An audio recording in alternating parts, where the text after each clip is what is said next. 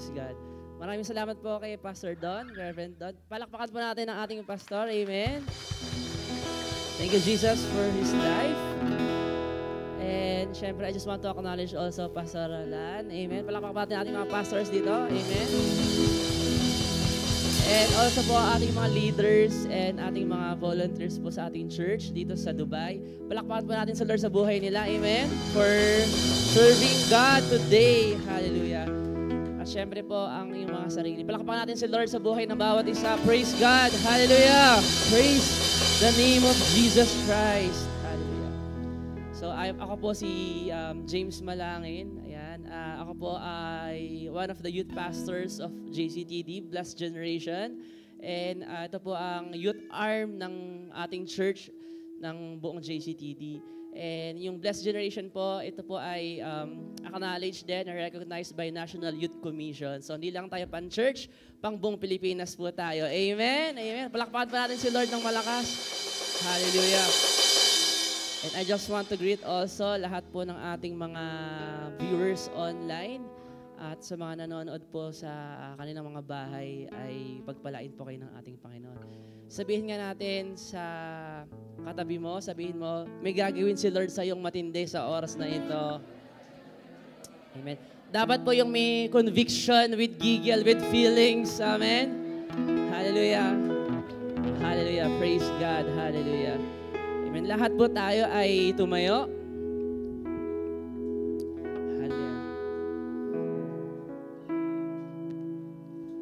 Let's all pray. Hallelujah. Lord Jesus, Father God, we thank you, Lord, for this wonderful opportunity that you have given to us.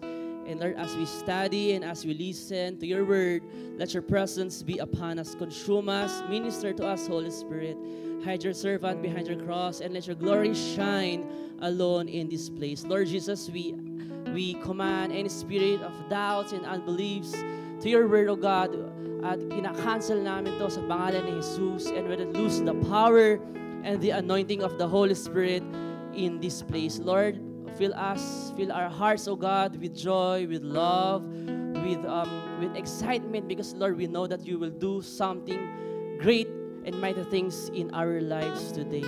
Lord Jesus, alisin lahat, Panginoon, ng distractions sa aming mga isipan, sa aming mga nasa bahay, Panginoon. And Lord, we want to focus sa iyo, Panginoon, sa oras na ito. And Lord, alam po namin lahat ng aming prayers sa oras na to ay iyong katatagpuin, Panginoon. We believe, O God, if there are 2 or 3 gathered in your name, you are there in their midst. We believe, Jesus, that you are here in this place. Lord, we thank you. We love you, Holy Spirit. We love you, Jesus. We love you, Father God. In Jesus' name, we pray. Ang lahat nagmamahal sa Diyos magsabi ng malakas na Amen. Amen. Hallelujah. Yung palakpak pa para kay Jesus. Hallelujah. Hallelujah. Jesus, we praise you, Father God. We thank you, Holy Spirit. Amen. You may take your seats and enjoy the presence of God in this place. Sabi mo sa katabi mo, kamusta ka naman? Yung nasa likod mo, amen. Dapat ano ang response niyan? Amen. Hallelujah. So it's New Year again. It's 2024. January is the first month of this year. And I do believe po na may gagawin si Lord na matindi at bagong bagay sa iyo. Amen? Amen. So kami po ay napunta dito sa UAE ng biglaan. Alam ko po, hindi aksidente na kami ay dinala ulit din ni Lord para magkita-kita po tayo. Amen? Amen. Sabi mo, ngitian mo nga yung katabi mo. Amen? Yung magandang ngiti. Amen? Ngiti pa lang, anointed na. Amen? Hallelujah. Palakpakan po natin si Lord ng malakas. Amen. Amen. Nakakatuwa, yung isa po naming soundman ay nandito na ng Central Church. At yung isa po ay napunta, kararating lang last week sa Abu Dhabi. Amen. Nagliliparan ang mga Blessed Generation, amen, to conquer the world. And natutuwa po ako dahil New Year, nakita-kita na naman po tayo. Hallelujah. Si Bishop po ay nasa Sharjah ngayon. And on behalf of our family and JCTD, kami po ay nagpapasalamat sa inyo na kayo po ay patuloy naglilingkod sa ating Panginoon. Amen. Hallelujah. Let's all read the Word of God today. I know and I believe kayo po ay excited. Amen. Sino po dito excited dito makapakinig ng salita ni Lord? Amen. Hallelujah. So let's all read the Word of God. Let's approach this service and let's welcome the Holy Spirit with anticipation and expectation from God. Amen. So let's all read. Lahat po tayo ay tumayo umuli as we give reverence to the Word of God. Isaiah 43 verses 18 to 19. Isaiah 43, 18 to 19. Meron po yata akong PowerPoint. Yes. All right. Let's all read this verse. All together. 1, 2, 3, go. Do not remember the former things, nor consider the things of old. Verse 19. Behold, I will do a new thing. Now it shall spring forth. Shall you not know it? I will make even in the wilderness and rivers in the desert. May God bless upon the reading of His Word today. Lahat po kayo makakaupo na. Hallelujah.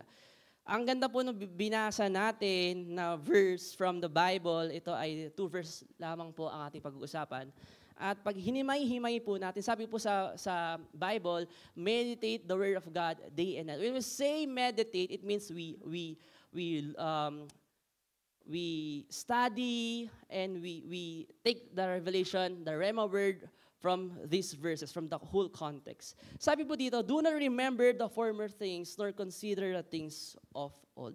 Siguro po sa 2024, pagpasok ng 2024, marami po dito sa ating kalagitnaan ang merong gustong mabago at meron silang gustong kalimutan na noong 2023. Kaya na hear and amen. Yung mga pangit na bagay, hindi yung katabi mo. Amen. Sabi mo sa atin mo, kahit ganyan ang mukha niyan. Sabi mo sa atin mo, kahit ganyan ang mukha niyan. Ganyan na talaga, hindi dito. Sabi mo, bless ka talaga ni Lord. Amen? Amen. Sabi mo, do not remember the former things, nor consider the things of old. Marami po tayong bagay na gustong makalimutan. Sabi mo sa atin mo, move on ka na. Amen. Amen? Because it's a new year. Kaya bakit po ba tuwing new year ay gusto nating, we will, new year resolution, we will do this, we will do that. Gusto nating simulan. Pero ang nangyayari po for the whole year, kalagitnaan pa lang, nagkakaroon ng cycle at nagkakaroon ng mga bagay na pumipigil sa'yo para matapos yung taon na yon na maganda at tama. Pero sabi ni Lord sa atin, do not remember the former things, nor consider the things of old. Ito po pinakamaganda, verse 19. Let's look, verse 19. Sabi po to, behold, I will do a new thing. Sabi mo sa atin mo, the Lord will do a new thing for you and for me. Sino po dito gusto paglabas niya sa lugar na to, may ma-receive siyang bago kay Lord. Amen. Amen. Palakpakan natin si Lord ng matindi. Amen. Thank you, Jesus. Sino naman po ba ang ayaw ng bago? Christmas time. So when we celebrated Christmas time last December or New Year, iba umuwi po sa kanilang mga pamilya sa Pilipinas. At syempre pagka uwi ka, gusto mo bago yung bibigay mo, tama po ba? At ikaw rin, gusto mo makareceive ng bago. How much more pag si Lord ang gumawa ng bagong bagay sa iyo at sa akin. Sabi po dito, now it shall spring forth, shall you not know it? I will even make a road in the wilderness and rivers in the desert. Let's give emphasis po dun sa salitang behold. Sabi po dito, behold, I will do a new thing. Sabi mo sa katabi mo, behold. Behold. Napakaganda pong salitang behold. Right? Sabi mo sa katabi mo, behold. Behold. Ang salitang pong behold, kung babasahin nyo sa Bible, ay very rare na siyang gamitin. Kung yung Bible nyo po ay NIV, NLT, kasi yung salitang behold po ay ginagamit during nung unang na-translate sa English yung Bible sa King James Bible. At ito po yung common word na sinasabi. Behold comes from the Old English word beholden. Yan, nakasulat po doon kanina. Konting study ng mga words po ngayon. Ang ibig sabihin po niyan, yung beholden, yung be or by ay thoroughly. At yung haldan ay to hold. Ibig sabihin po, ang ibig sabihin ng behold, sabi mo sa katabi mo, behold. To look or to direct the eyes to an object. Ibig sabihin, titigan mo. Or tunghayan mo. Okay? Sa mas malalim na Tagalog. Or doon ka mag-focus sa isang bagay na yon. So si Prophet Isaiah po, nung ito ay na-receive niya kay Lord, sabi niya, aba, amazing si Lord. Kasi sabi niya, stand in awe and be amazed. In another interpretation. Because God is going to do a new thing. Kaya pala pag si Lord po ay gumagawa ng bagong bagay sa buhay mo at sa buhay ko, nakaka-amaze. Amen? Amen? At hindi mo ma-explain kung saan magmumula yung gagawin ni Lord at kung paano gagawa at kikilos si Lord sa buhay mo at sa buhay ko. Sabihin mo sa kanila mo, behold. Sabihin mo yung matindi sa mo, sana nasa likod sa mo, behold. Amen? So God is going to do a new thing for you and for me. Amen? Sabi mo sa kanila mo, huwag kang papayag na walang gagawin si Lord sa'yo. Amen? Let's welcome this 2024. Let's start this 2024 with new things from God. Amen? Yung mga nakalipas mo, kaya nga po nakalipas, okay? Past na, amen? Huwag mo nang binabalik. Sabi mo sa kanila, huwag mo nang binabalik-balikan. Amen? Di ba po ang pagkain, pagka luma na, hindi na masarap? Hello? Amen? Kahit ang adobo, pagka 30 days nang nasa ref, hindi na masarap po yan. 3 araw, pwede pa. Okay, init. Pero pag matagal na, mas masarap lagi yung bago. Amen? Amen? The Bible is filled with behold. So kung babasahin niyo po yung Bible, marami kang mababasang salitang behold sa Bible. Lalo pagka King James, yung favorite translation ni Bishop. Amen, King James, nahalata sa edad. Hallelujah. Ako po, New King James. Hallelujah. Shout out kay Bishop. Amen. Ewan ko po si Pastor Don kung ano gamit na. Alright. So, behold. So, the Bible is filled with behold. So, kung babasahin niyo po, maraming stories sa Bible ay, let's look dun po sa mga salitang may behold at story sa Bible na may behold. Yung parting of the Red Sea. Alam niyo po yung story ng parting of the Red Sea? Yung nahati yung dagat. Amen? Amen? Makikita mo doon, behold. Sinabi din ni God sa kanila, behold. Ano pa yung words or yung word na mayroong behold or yung story sa Bible na may behold? Yung falling of the walls of Jericho. Ginamitan din po yan ng Panginoon ng behold. To the raising of Lazarus, meron pa ring behold. At ano pa? Ang pinakamatindi, to the resurrection of Jesus Christ. So sabihin mo sa katabi mo, behold. Sabihin mo sa katabi mo, makikita mo. Sabihin mo, mararanasan mo. Amen? So, we are given many opportunities to behold the goodness, the love, kindness, majesty, and miraculous power of God. Sabi mo sa atin mo, makikita mo. Ano mo kailangan? Yung promises ni Lord, kailangan mong titigan. Amen? Yung bagay na maganda, dito po, pagpunta namin sa Dubai, ang daming magagandang sasakyan. Lagi ko tinititigil. Wow, ang ganda sports cars. So, I was imagining, I'm driving the sports car. Amen? Or ang gaganda ng mga lugar. Amen? At yun ay bagay lang, mas matindi yung gagawin ni Lord. Alam ko po yung mga nandito, lalo-lalo yung mga excited, palakpak pa lamang alam na kung may gagawin si Lord sa buhay nila. It's not an accident na ikaw po ay nandito sa lugar. Meron po ba tayong mga first-timers sa lugar na ito? Or you have new friends from... Alright, welcome po. Okay, when I count 1, 2, 3, we will say welcome. 1, 2, 3! Okay, amen, amen. So, the heaven is rejoicing. Welcome po sa JCTD, amen.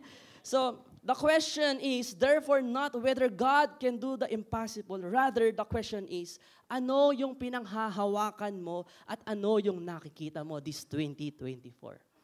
Siguro po mas maganda maggawa po tayo ng prayer list or goals natin or vision natin this 2024? Ano ang pinanghahawakan mo? Maraming tao po kaya hindi nakakatagpos ng taon na maganda kasi, bahala na. Ano rin yan? Darating din yan. Pero sabi pala ni Lord, dapat, ano ang pinanghahawakan mo? Sabi mo sa katabi mo, ano ang gusto mo mangyari this 2024? Sagutin nyo po, sagutin nyo. Amen. Amen. So maybe you're working here or you have families back home in the Philippines. You want them to finish studies. Amen. Some of you want to get married. Some of you want to have a child or children. So ano pinanghahawakan mo? Naniniwala po ba kayo ang salita ng Panginoon ay mangyayari sa ating buhay? Amen. Ina-expect din po ba natin na ang Diyos ay kikilos with His great power? Amen. Nothing is impossible with the Lord. Amen. At nakita po ba natin na yung glory ni Lord ay tatagos sa iyo at sa akin? Tingnan mo yung katabi mo. You can see the glory of God. Amen. Amen. Amen. So, let's go back. So when it comes to God's purpose in our lives, sa ating pong mga buhay, He can do it. I know and I believe He can do it. He makes all things possible. Amen. Sa Bible nga po, pagka binasa nyo, lahat imposible, kakaiba at sabi nga, God works in a mysterious ways. Hindi mo aakalain na gagawin ni Jesus yon ng Panginoon, pero ginagawa ni Lord. Amen. Hindi mo naman aakalain na ikaw ay makakarating dito sa Dubai or UAE. Tama po ba? Noong mga unang panahon. Pero you are here in this place. Hindi ko rin naman nakakalain magkita po tayo ngayong linggong ito. Amen? So, what do you see? What are you beholding? Kung babasahin po ulit natin ang Bible, sino po dito yung mahal na mahal niya yung salita ni Lord? Amen? Amen. May mga Bibles po ba kayo nadala? Alright. Can you lift up your Bibles or maybe your cell phone with an app, Bible app? Amen.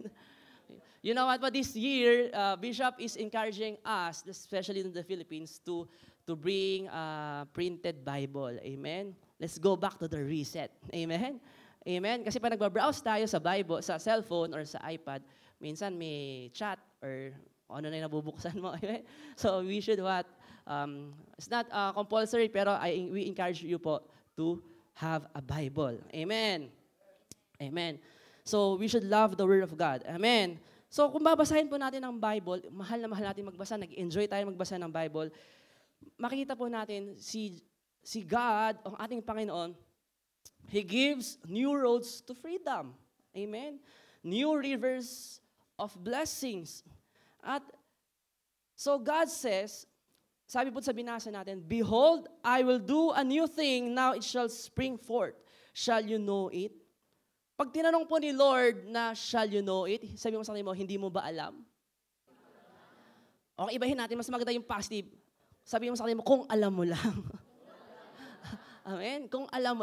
Sino yung mga naniniwala siya, paglabas niya, the moment you step out of this building, the Lord will do something, new thing for you. Amen? Sabi mo sa kanila mo, kung alam mo lang. Amen? Amen?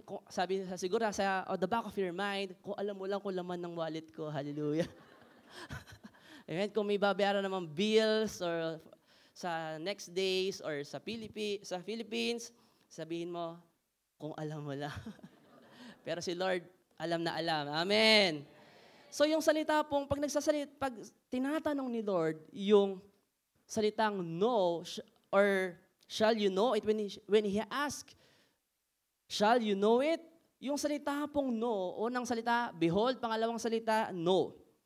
Ang ibig sabihin po pala niyan, in Hebrew language, sino po alam ang salitang Hebrew? Kuwari, alam nyo, amen. Say amen. Alright. So, ibig sabihin po pala nun sa Hebrew language ay far more than mental awareness of insight. Ibig sabihin po nun, ito ay may kinalaman sa todo na ibibigay mo sa isang bagay na yun when you say no. Ang alam po ba kasi, pag sinabi nating no, nalaman mo lang, for example, very basic information or details about that thing. Alright? For example, sino po yung may mga asawa na po dito? Amen? Yung mag-aasawa pa lang, okay, yung naghahanap. Okay, di ba po pag in a husband and wife relationship sa marriage, sabi po ng mga studies, pagka when they know their partner, ay inaalam mo lahat tungkol sa kanila. Amen? Background niyan, sino, nakailang ex yan, di ba? Saan galing yan, ano background ng family niyan. So, that's what we call knowing. Alright? So, sa Panginoon po, yung salitang knowing, it speaks of us ay yung total receiving. Yung lahat-lahat, pag nanalaman mo lalo yung promise ni Lord, ay todo. Sabi mo sa tayo mo, todo. Totally receiving, totally embracing, or totally giving ourselves to whatever God is doing. So kapag may promise po pala si Lord, pag nagtanong si Lord, shall you know it? Todo mo siyang tatanggapin. Di ba, may kata tayong todo, grabe, di ba, napagpapala. Sabi mo sa atin mo, todo. Amen? To whatever God is doing. So God is saying to you and to me, I am going to do a new thing. Will you embrace it?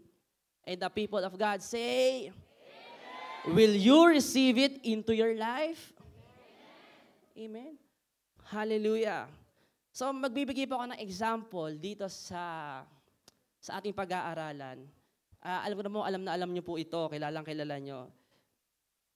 Dalawang tao sa Bible na merong silang choices at options sa kanilang buhay. Pero yung isang tao dito, gumawa si Lord ng bagong bagay because in-embrace niya at tinitigan niya yung promises ni Lord sa kanyang buhay. Sabi mo sa katay mo, ikaw din ganon. Alright. In Genesis chapter 13, ito po ay si Abraham and Lot. Alright?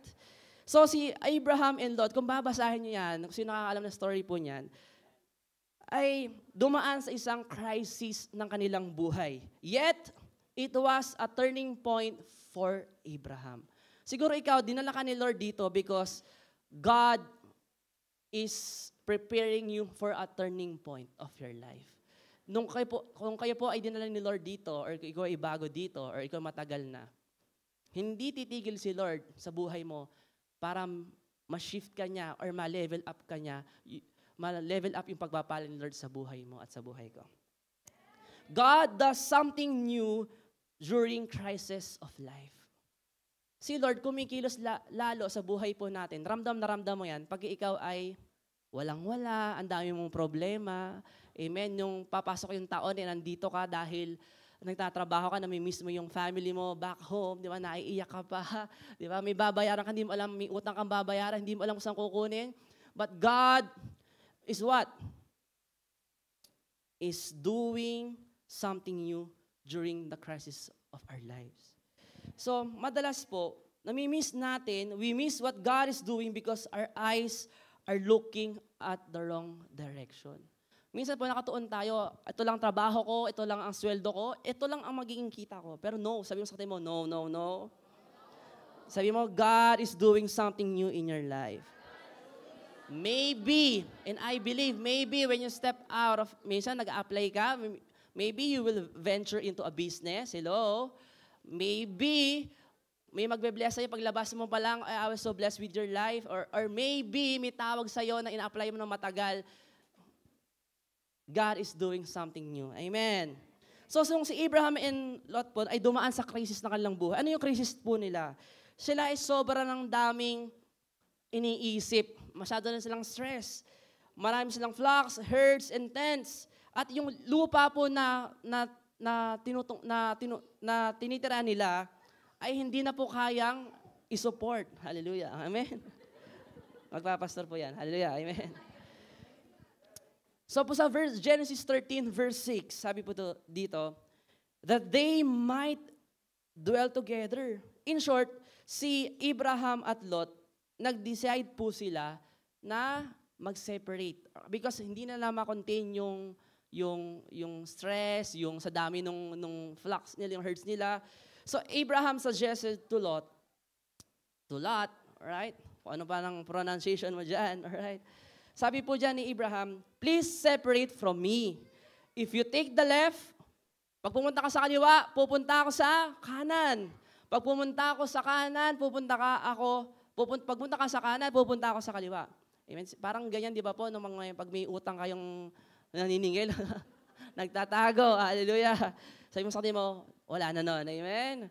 Yung mga dito, makakabayad sa utang lahat, amen. Hallelujah. Palakpakan natin si Lord, hallelujah.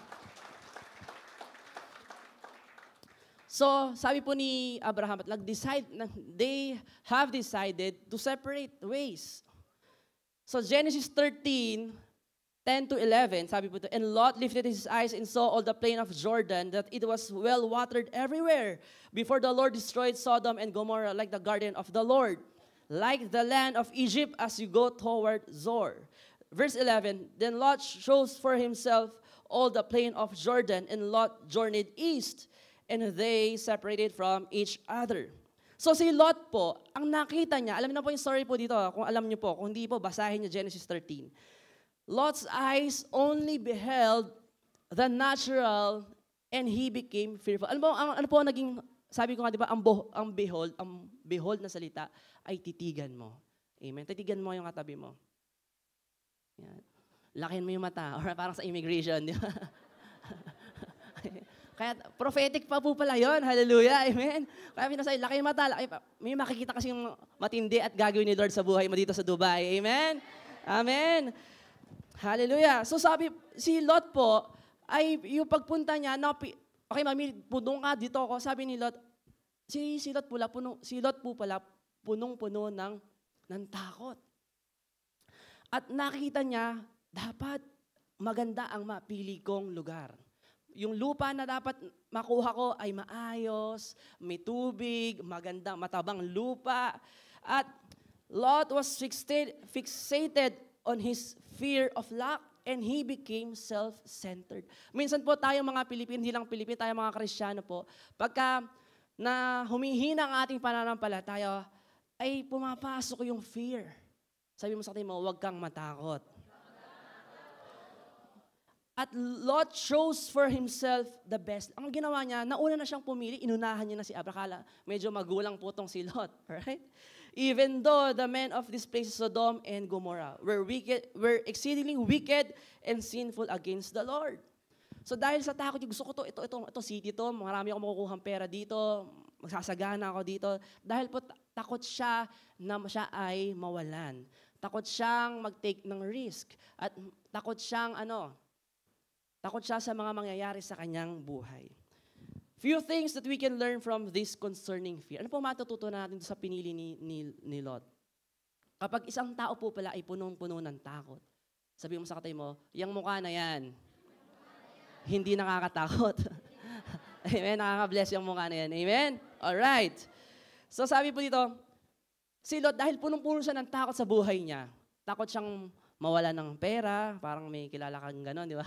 Sino po ba hindi matatakot? Amen? Natatakot siya na kapag nagbigay siya ng tithes and offering niya kay Lord, ay kinabukasan wala siyang pambayad ng bills. Pagka nagpadala siya sa family niya, ay mauubusan siya. So, si Lot, parang gano'n din, parang ako at ikaw din. So, ano po ba ang matututunan natin doon? Fear blind us. Because of his fear, si Lot po ay naging blinded. Kahit napili niya yung Sodom at Gomorrah niya, hindi niya na-anticipate at hindi niya inisip na yung Sodom at Gomorrah ay very wicked. In short, because of his fear, nag-compromise siya. Hello? Sabi mo sa mo, no compromise. Marami pong Kristiyano sa oras na ngayon, lalo na sa ibang bansa, because of fear of lacking, or maybe love, happiness in their lives, nagko-compromise sila sa mundo. Especially OFWs po. Very sensitive topic. Yung iba, nagkakahiwalay, mag-asawa, or nagkakaroon ng mga, alam niyo na po yun, di ba? Because of fear. At minsan, yung fear na yon ay nagbablind sa'yo, bumubulag sa'yo, ginagamit ng kaaway para bulagin ka, at it is a lie from Satan. Pangalawa po, fear makes us self-centered. Si Lot po, nung natakot siya na hindi niya makuha yung magandang lugar or magandang trabaho o kaya magandang pagkakakitaan, nung natakot si Lot, ang unang inisip lamang niya ay ang kanyang sarili. Wow. Marami pong Kristiyano ngayon, especially in the church or maybe outside also of the church, okay, ang iniisip na, bakit ko ililibre si brother? Bakit ko i-bless? Bakit ko pagpiprayan? Ako nga, hindi ko mapag-pray sarili ko. Hello? Hello? Because of the fear. Pangatlo po, fear causes us to forsake God. So si Lot po ay pamangkin ni Abraham. Tama po ba? Growing up with Uncle Abraham. So si Lot, siguro dapat, kung siya ay hindi self-centered, papaunahin niya si Abraham mamili ng lugar. Pero no, ang ginawa niya, inunahan pa niya. So Lot must have seen the hand of God on his uncle's life. Yet fear drove him away in an opposite direction. So yung fear po pala na yan, fear is not from God. Sabi mo sa kanila mo, fear is not from God. Let's all read Romans chapter 8 verse 15. Andyan pa po ba kayo? Are you still excited to hear the word of God?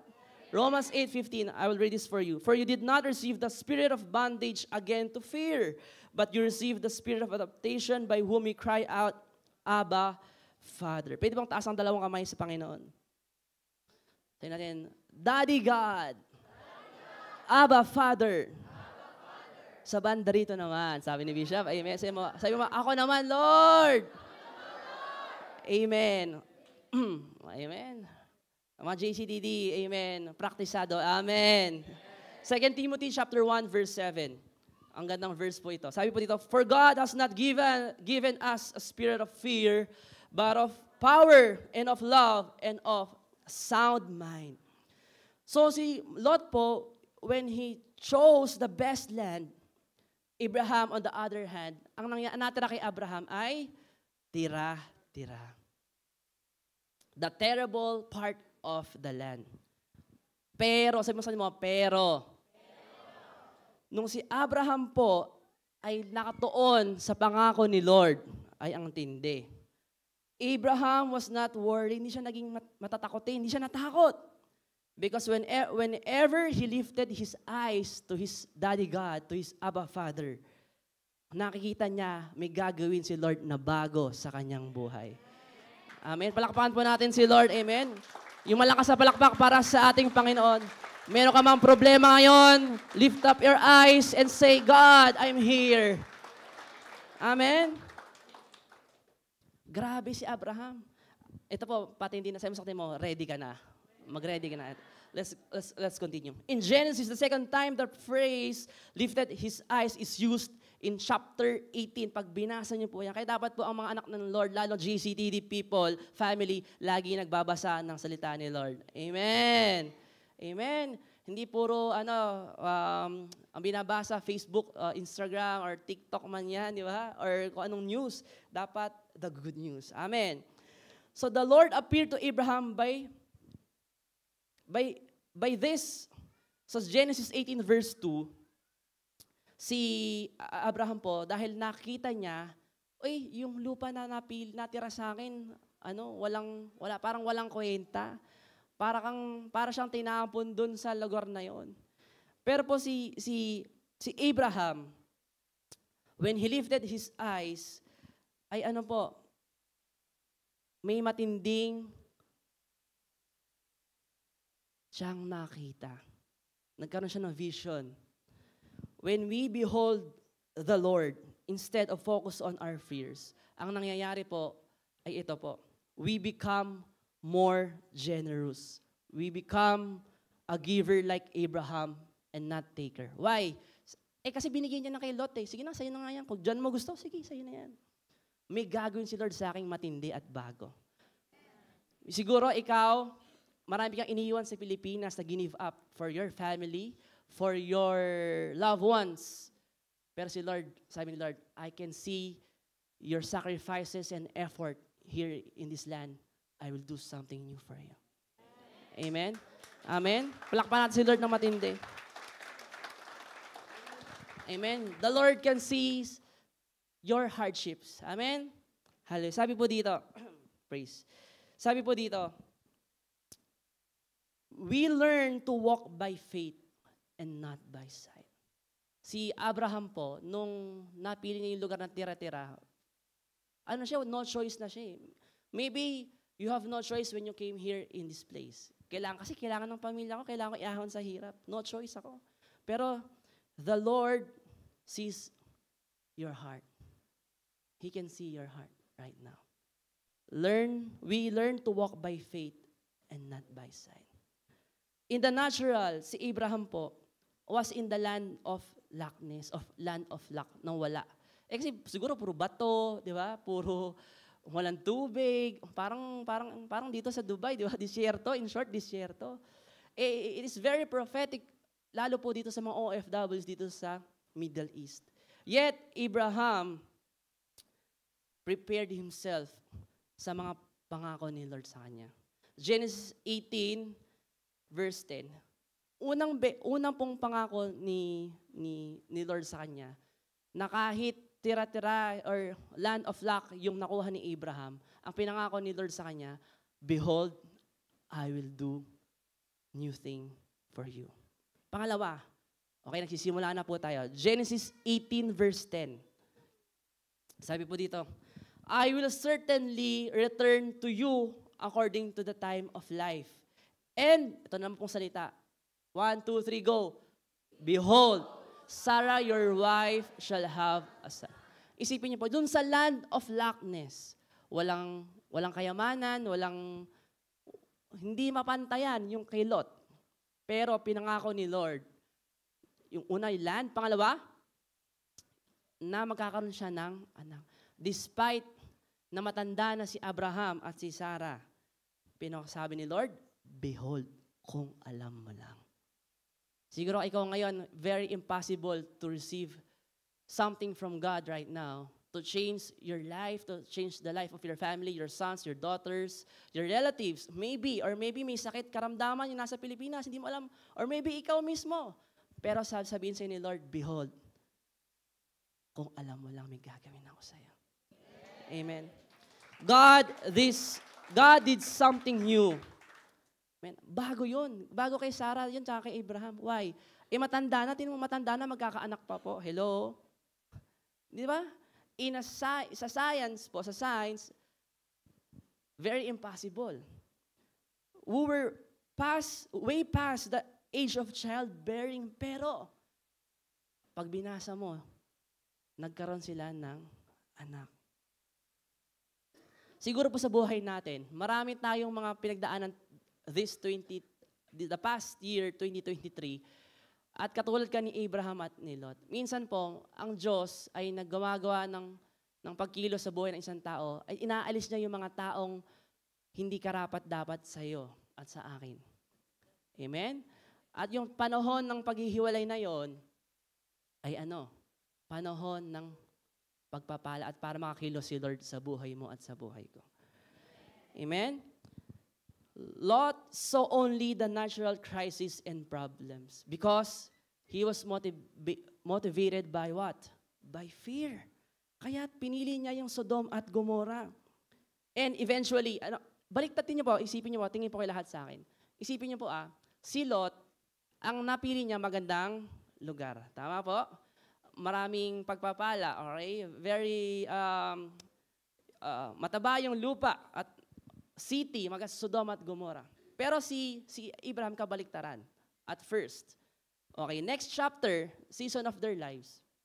Si Lot, because Sodom and Gomorrah ay very wicked cities or places, ginunaw at sinira ng Panginoon. Okay?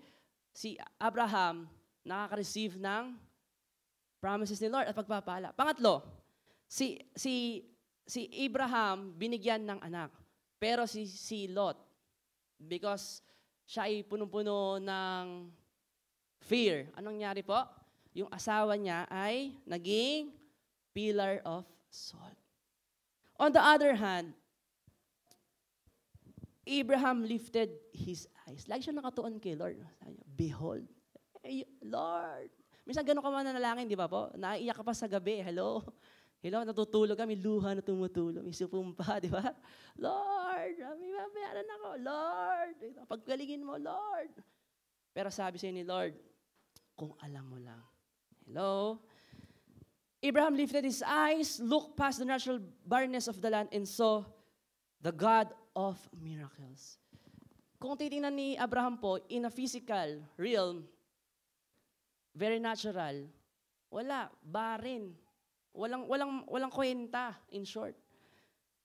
But he became the father of many nations.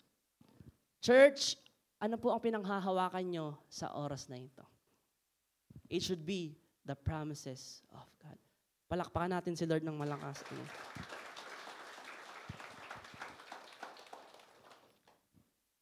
Ito na po matindi. Nung na-reach na po ni Abraham, yung lupa, nag-turn into miracle land. Miracle garden dito, meron si Abraham, miracle land. Hallelujah, amen? I believe this church is a miracle land for you and for me. This is our home, this is our church. Amen? Amen? Pangalawa, nagkaroon siya ng anak. At ito po matindi. Genesis 22, 3 and 4. And I'll read this mabilis na mabilis. So Abraham rose early in the morning and saddled his donkey and two of his young men with him and Isaac his son. And he split the wood for the burnt offering and arose and went to the place of which God had told him. Verse 4, then on the third day, Abraham lifted his eyes again, and saw the place afar off. This is the third time the phrase lifted his eyes appears in the book of Genesis. Ano pa ibig sabihin nun? Behold, unang word na pinag-aralan, behold. Pangalawa, no. Ito naman po, when we lifted our eyes, ito pong matindi. Yung binigay ng Panginoon kay Abraham, sabi ng Panginoon kay Abraham, can you give it to me? Wow. Yung matagal mo nang inintay, wow. Yung matagal mo nang pinagsakripisyohan, ibibigay pa kay Lord? Wow. Abraham lifted his eyes and saw the place of offering where he was about to sacrifice his son, Isaac. But what did he really see? Ano po talaga ang nakita ni Abraham? So kung isipin natin, Lord, binilas mo na ako dito sa Dubai. Ba't nawalan ako trabaho? Bakit bumaba sweldo ko? Lord, dinala mo ako dito, bakit nagkaganyan ng pamilya ko? But, what did you really see? Let's find out. Genesis 22, 13 to 14. Then Abraham lifted his eyes and looked, and there behind him was a ram caught in the thicket by its horns. So Abraham went and took the ram and offered it up for a burnt offering instead of his son. And Abraham called the name of the place, the Lord will provide. Sabi mo sa kanila mo, the Lord will provide. Sabi po dito, as it is said to this day, in the mountain of the Lord, it shall be provided. So si Abraham po, when he faces another challenge sa kanyang buhay, sinabi ni Lord, can you give your only son Isaac to me? Sabi ni, kung siya pinasok na naman ng fear katulad ni Lot, isipin niya, Lord, ba't mo babawiin? Lord, ba't kukunin mo sa akin to? Pero ang nakita po ni Abraham, ano niya po? Hindi papayag si Lord na mawala yung blessing na binigay niya sa akin. The Lord will provide. Sabi mo sa akin mo, the Lord will provide. The Lord will provide. Amen. Palakpan po natin ang Diyos ng buhay. Hallelujah. The Lord will provide.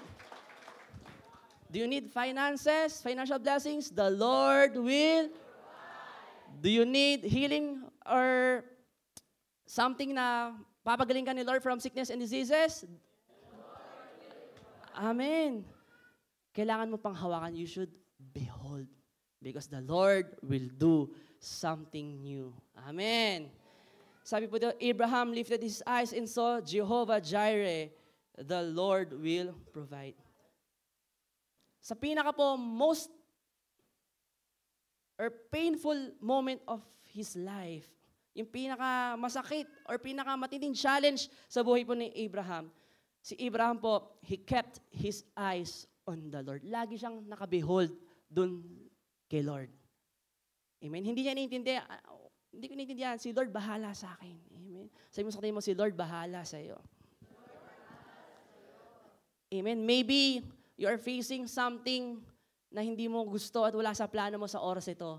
Pero I tell you, I will encourage you po, keep your eyes focused on the Lord. Amen. Amen. Abraham did not fix his eyes on the pain of losing his son. But his eyes were beholding the Lord. Ang pinakamatindi, lagi si Lord ang nakikita mo sa buhay mo. Amen? He knew that God was able to do something new, something miraculous. Church, maybe today you need healing, you need deliverance, you need healing from your emotions, you need financial blessings. I tell you, beholding the Lord. Amen? He will do something new, something miraculous. Behold, I will do a new thing. Paglabas mo dito, uy, parang kulang yung pambayad ko. Sabihin mo sa mahal mo sa buhay o kasama mo sa tirahan, behold, God will provide. God will do something new for you. Amen? Walang lalabas sa bibig mo na negative. Dapat may gagawin si Lord. Amen? Kailangan mong titigan yan. Amen? Di ba, isang bagay, ang gandang, punta kang Dubai Mall, ang daming magandang bagay, okay? Mga branded, pasosyal, di ba? Mga bags or mga shoes. Behold, nakikita mo, tinititigan mo. Yun ay bagay lamang po. How much more the promises of God in our lives. Amen? So ang Bible, dapat lagi mong binabasa kasi punong-puno to ng promises ng Panginoon. This year, one of our goals po sa buong church natin ng JCTD, because we are one family, dapat lahat ng anak ng Diyos, lalo na nasa JCTD family, dapat laging nagbabasa ng salita ni Lord. Amen? Abraham knew that God was able to do something new, something miraculous. Church, as we close, what do you see? Ano po ang nakikita nyo sa oras na ito? This 2024 for your life, for your family, focus on the Lord. Behold, I will do a new thing, says the Lord. Ano pinangahawakan mo sa oras na ito? Amen? Amen? Promotion ba? Amen? Maging maayos ang buhay ng pamilya mo sa Pilipinas? Ano pinangahawakan mo? Ano pa? Magka-blessing ka? Not just financial blessings. Blessings is not about money every time, di ba? Maraming blessings si Lord. So, ano pinangahawakan po natin sa oras na ito?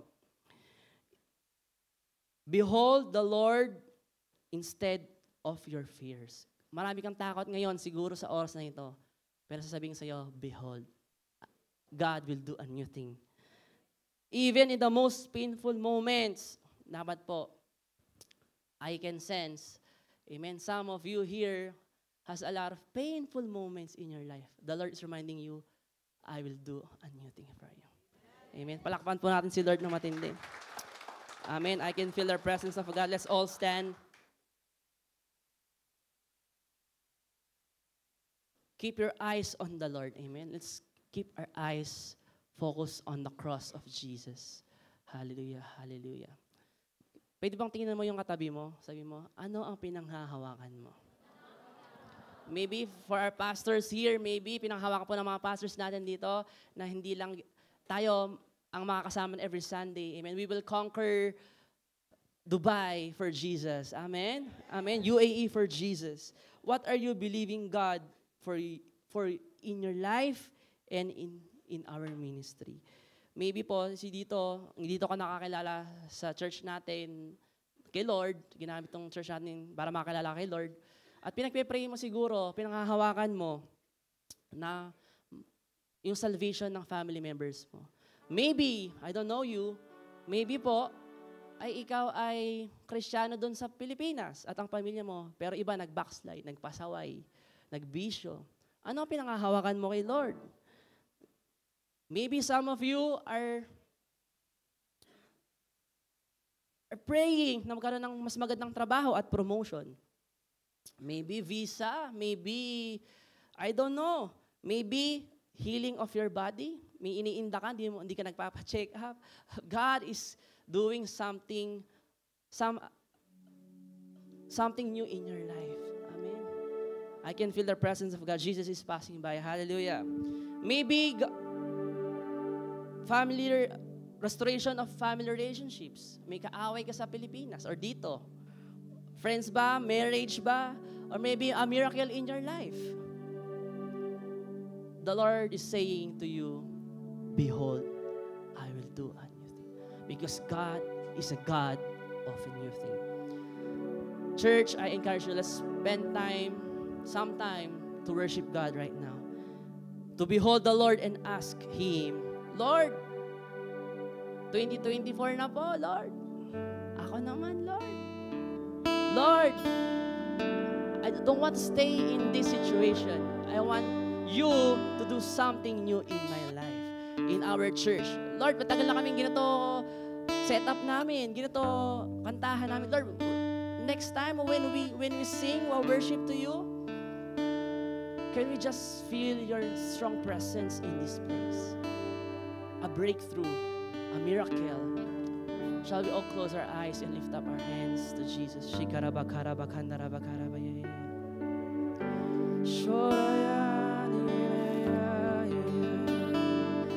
Spend time to worship God right now. Just wait for the Lord. Hallelujah. Sige, bukas mo yung bibig. Sabihin mo, sambitin mo yung bibig kung ano gusto mo mangyari sa buhay mo, sa pamilya mo, sa ministry natin, in your calling, Shekarabay.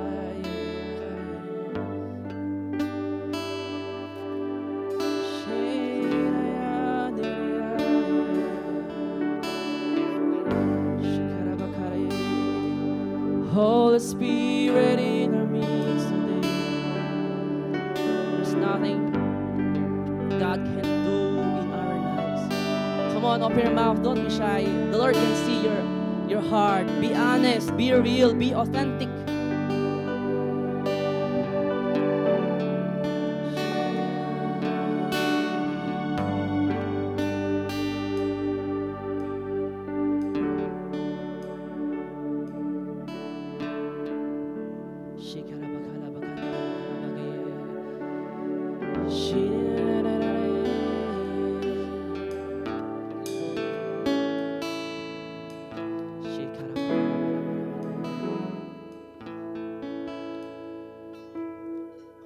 Just close your eyes and feel the presence of God in this place.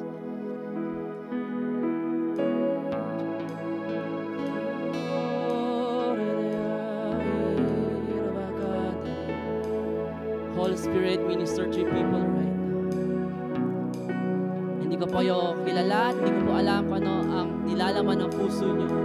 Pero ang Panginoon, alam niya kung ano dinadalangin mo, pinapanalangin mo sa oras nito.